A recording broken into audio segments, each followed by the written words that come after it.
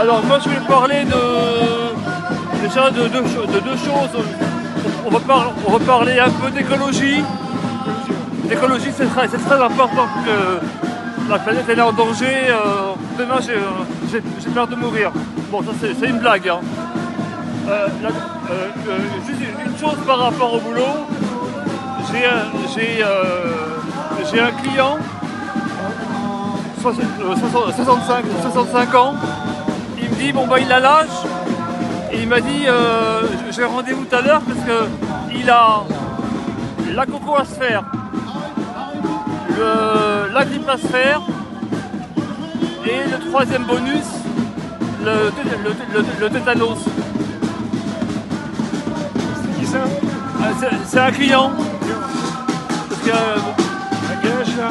65 ans, il m'a dit qu'il a l'âge de le faire, donc que c'est bon, On lui a dit il est vieux. voilà, et puis comme il bouffe de la daube, mais vraiment n'importe quoi, donc je crois qu'il a l'âge. Il y a Luc qui dit bonjour Luc. Bonjour Luc. Merci, moi aussi. Je suis un peu intimidé. Et alors deuxième chose, donc on va parler un petit peu d'écologie. Alors, j'ai mon papier, si je le trouve. Alors, côté écologique, moi j'ai eu l'occasion de parler il y a quelques jours à ma sœur qui a malheureusement pour elle un cerveau qui est totalement imprégné par la télévision. Donc l'écologie c'est vraiment à l'extrémiste. Moi je suis pour l'écologie dans le sens où on prend un papier, on le jette dans la poubelle, les piles on les jette là où il faut et pas dans la nature. Mais je lui parlais d'un rêve où j'avais des chiffons que je voulais jeter, et puis on m'a dit non, j'en ai besoin. Et puis après elle me dit moi les chiffons, je suis en train de me débarrasser de cette idée en gros parce que c'est pas bon pour la planète. Les éponges, une éponge classique pour laver la vaisselle, c'est pas bon pour la planète. Donc elle est en train de trouver un autre système avec on va dire du coton, je sais pas trop quoi. Mais elle m'a dit un problème c'est que pour l'essorer, malheureusement c'est pas possible. Mais quand elle m'a dit ça, je me suis dit c'est pas possible. Pour une éponge, moi je vais pas m'embêter avec une éponge pour me dire mince, si demain j'achète une éponge, la planète elle décède, il n'y a plus rien quoi, il faut arrêter. Et il y a aussi une chose, c'est que moi depuis que j'ai arrêté d'écouter de manière on va dire spontanée les médias, la télé, les médias, toute l'information en général qui, on va dire, qui sont mortifères à la télévision, je me sens physiquement mieux. Sincèrement, quand on arrête d'écouter les médias, on se sent vraiment,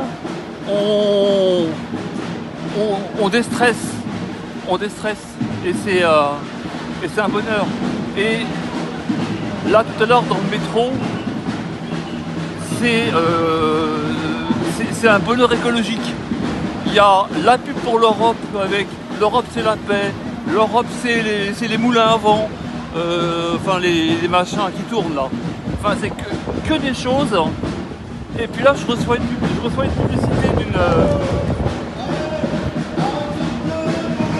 notre épargne, un levier majeur pour l'avenir de la planète. Alors j'avoue que j'ignorais que mettre 10 € ou 20 € d'épargne pouvait aider la planète. Donc ça me, je sais pas, enfin, à un moment donné, il y a un tel lavage de cerveau, quand on a pris conscience de la réalité, des mensonges. Au début, je croyais un petit peu à tout ça il y a quelques années. Mais là, ils sont arrivés à un tel point de ridicule comme à l'époque les plages dynamiques, BFM qui disait alors la rue gauche faut mettre le masque et la rue de droite c'est bon, et ainsi de suite. À un moment donné, stop, c'est bon. Donc là, franchement, j'ai commencé un petit peu à réaliser un petit peu leur ineptie régulière. Donc là maintenant je me concentre sur autre chose pour un bien-être radical, le sport, la musique de son choix et ne pas écouter les médias. C'est super important. Et autre point, je suis pas souvent en caisse, mais demandez quand vous passez en caisse le ticket de caisse avec TVA. Vous verrez un petit peu ce que vous payez en termes d'impôts. On peut demander ça, il faut faire un ticket différent. Bien sûr, vous demandez un ticket de caisse TVA.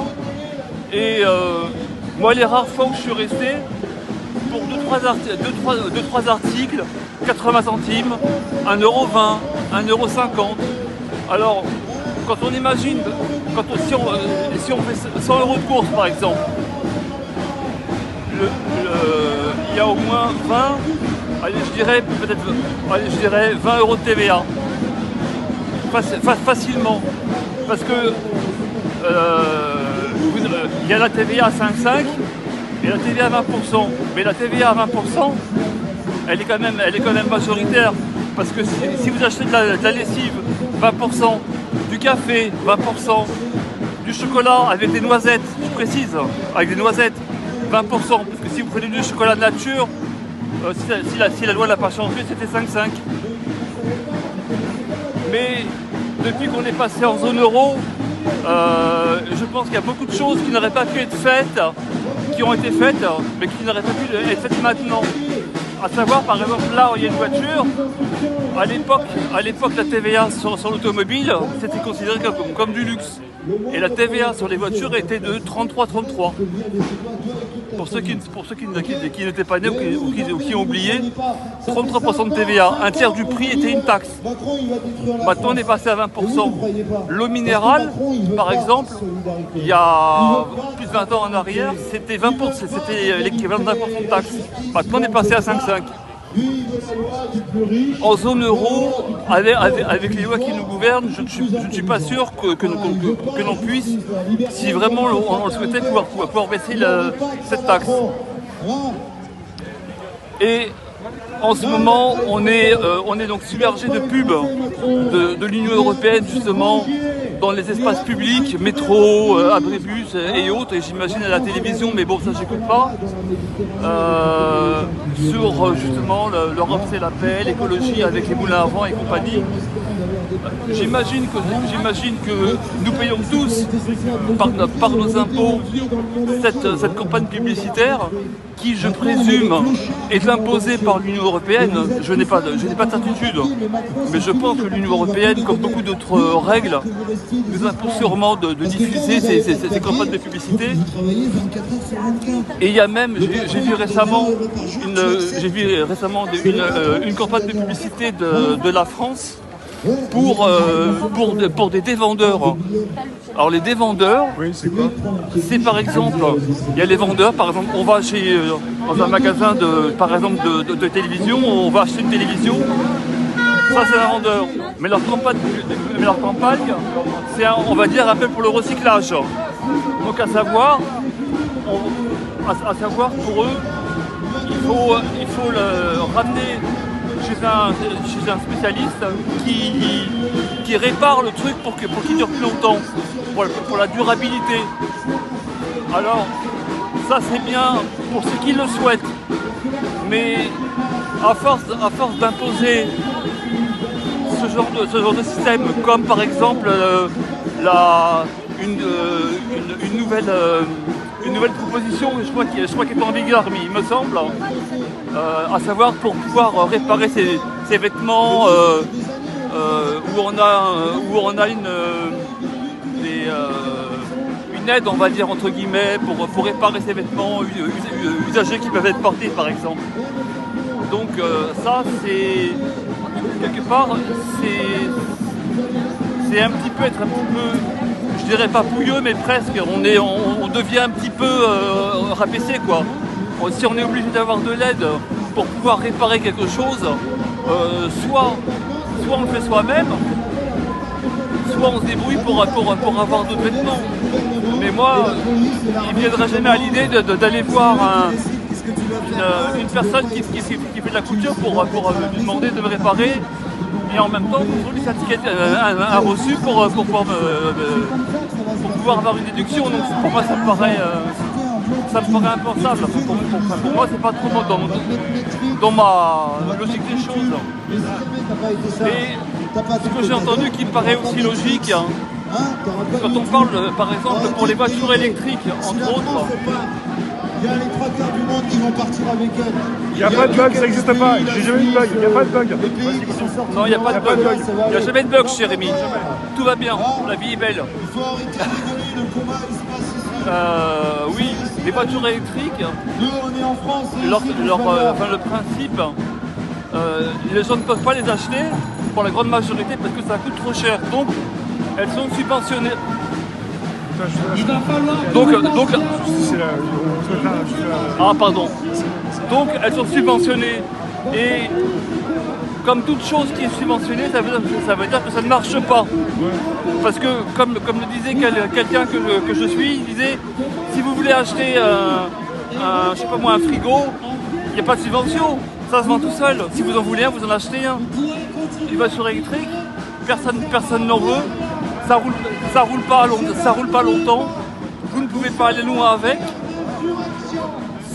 Et en plus pour moi c'est une sorte de confinement, on va dire, localisé, puisque dans la mesure où on ne peut pas faire par exemple une longue distance avec si on en a besoin, ça pose problème. D'autant plus que même s'il n'y a pas assez de bornes pour tout ça, et imaginons qu'en période estivale, qu'il y a une affluence, même s'il faut une demi-heure par exemple pour recharger, s'il y a 3 personnes qui attendent, on reste 1h30 à attendre comme ça, sur un trajet de 3 heures, c'est pas possible. Là la pause casse-croûte à la station d'essence, elle dure une plombe. Donc c'est un petit peu une manière de confiner les gens comme les villes de 15 minutes et autres. Là, vous n'aurez plus vraiment le droit de vous déplacer, mais vous aurez le droit. Mais comme vous ne pouvez pas, parce que justement la voiture électrique, quelque part, il faut bien la recharger, parce que le trajet est trop long. Bah du coup, entre guillemets, vous confinez vous-même dans votre propre quartier, parce que vous ne pouvez pas sortir, donc ça pose problème. Et il y a aussi le problème des terres rares, les problèmes pour la fabrication, qui posent énormément de problèmes, le travail des enfants, je dirais esclaves ou limite qui travaillent dans les mines pour une pseudo-voiture écologique. Donc, sans compter que les problèmes des batteries ne durent pas de manière aussi indéfinie, ça pose un problème. Et là, j'ai pas évoqué tous les problèmes de la voiture électrique, mais tout ce que j'entends me paraît fort réaliste. Et ça ne m'incite pas du tout à en acheter une, d'autant plus que j'ai pas envie de payer une voiture électrique 2 fois plus cher qu'une simple voiture que j'ai actuellement, quoi. Pour une voiture que je pourrais même pas utiliser si je voulais partir, je sais pas moi, à la montagne, à la campagne, je ne sais où. Une voiture électrique, c'est juste bon comme un deuxième véhicule. Si on a assez de moyens et de place surtout, il faut une voiture thermique et une éventuellement électrique pour des petits parcours. Voilà. Et maintenant en plus quand ils font des publicités pour les voitures thermiques, toutes marques confondues, il doit y avoir sûrement une obligation un petit peu comme pour l'alimentation où ils vous mettent manger moins gras. Ils vous disent pour les trajets courts, préférez la marche à pied, le covoiturage ou le vélo. Mais alors quelque part, si on a une voiture, si c'est pour la regarder dans le garage et se dire que pour un trajet court, je vais y aller en bus ou en vélo. Je n'ai pas l'intérêt d'une voiture. Alexis, je vais te demander, il n'y a pas un but de réduire le marché de la couture pour récupérer le business? Parce que le business du rapiècement, il exclut pas les petits couturiers? Alors il va peut-être favoriser, les couturiers. Ça créera peut-être du travail dans ce domaine-là. Mais les petits, est-ce qu'ils vont avoir aussi un travail encore? Les petits couturiers, c'est toujours au détriment des petits, quoi. Bah, les petits couturiers, je pense qu'ils auront du travail lié à ça, peut-être. Mais le problème, c'est déjà l'industrie de l'habillement qui est déjà en grande difficulté puisqu'il y a déjà des boîtes qui ont fermé, connues comme j'ai plus les noms en tête, je sais plus si c'est Naf ou d'autres qui ont déposé le bilan, ou Camailleux, je crois Camailleux la plus connue. Ouais. Donc à force de vouloir tout conserver pour l'écologie, quelque part, c'est qu'est-ce qui est perdant à long terme? C'est un petit peu le consommateur qui participe à ça. Après, je ne dis pas qu'il ne faut pas rapiécer un truc si on peut. Pourquoi pas à l'occasion, si on tient un vêtement ou si on tient quelque chose. Mais le faire purement par écologie, je ne pense pas que ce soit une solution à long terme, ne serait-ce que pour l'emploi. Parce que ça va causer du tort pour celui qui aura perdu son emploi et par ricochet pour la famille, les voisins et ainsi de suite. Donc, et puis en même temps, je pense que jamais j'ai entendu dans un pays comme la France un gouvernement qui allait faire une aide pour aider à rapiécer ses vêtements. Donc, j'attends qu'il fasse aussi une aide pour aider à réparer les chaussettes. Ça peut servir, ces chaussettes, ces slips. Ils ont quoi dans la tête les politiques, d'après toi? Ils veulent nous... On va dire, ils veulent nous rabaisser...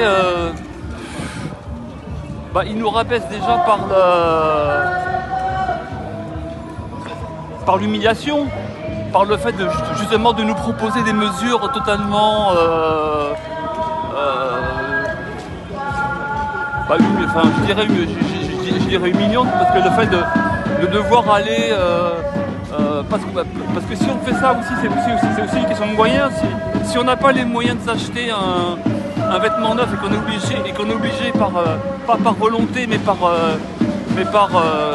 choix économique de devoir rapiécer, ça devient à la fin c'est plus possible. C'est plus possible. Et autre chose, il y en avait un qui disait ça passe. Alors, un ministre. Alors, moi je voulais parler aussi un autre point d'écologie qui là me dépasse. Alors au début, pour les poubelles, on avait, il y a 30 ans, 40 ans, on avait une seule poubelle où on jetait tout ce qu'on avait à jeter. Après, on nous a mis une deuxième poubelle pour le verre. Ça passe.